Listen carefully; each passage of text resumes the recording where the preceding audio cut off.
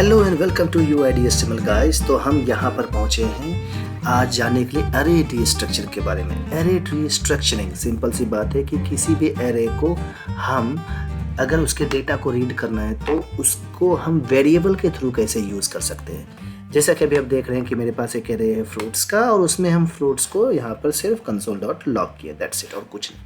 अब अगर मान लेते हैं हमको ऑरेंज का डेटा चाहिए था तो 0 1 2 3 अगर मैं यहाँ करता हूँ इस जगह पर तो ये हमें यहाँ पर ऑरेंज दे देता है। तो ये एक जो वे है ये काफ़ी ज़्यादा बल्कि लगता है देखने में इस तरह से।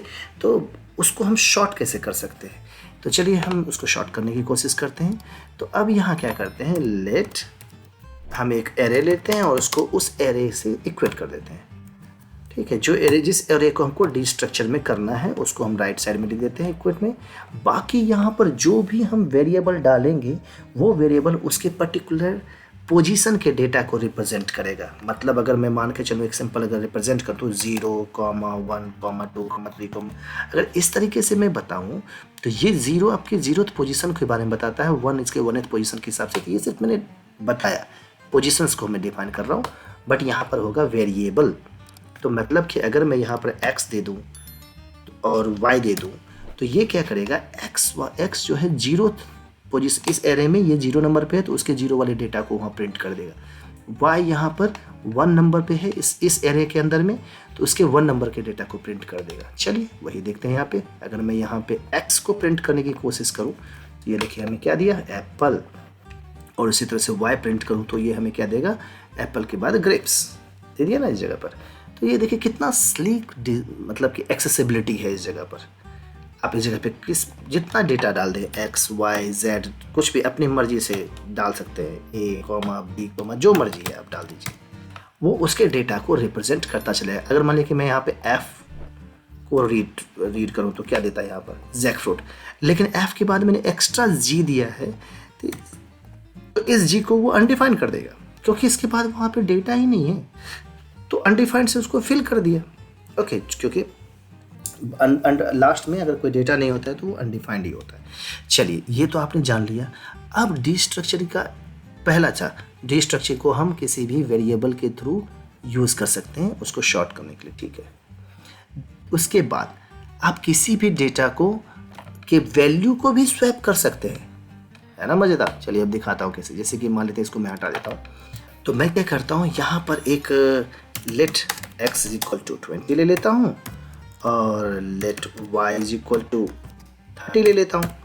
अब इस केस में क्या करता हूँ, इसको डी स्ट्रक्चर करने की कोशिश करते हैं। तो हमने क्या किया, एक एरे ले लिया, एरे में मैंने x, y कर दिया और यहाँ पर उसको इक्वेट कर दिया किससे, y, x से, y, x से। अब ये सीन क्या हुआ आपको पता है बताता हूँ। अब अगर आप यहाँ पे console.log करने की कोशिश करेंगे और इसमें आप डालेंगे x, देखिए आपको क्या डेटा देता है। उधर क्या दिया इसने, 30, लेकिन x तो यहाँ 20 था, यहाँ 30 कैसे आ गया।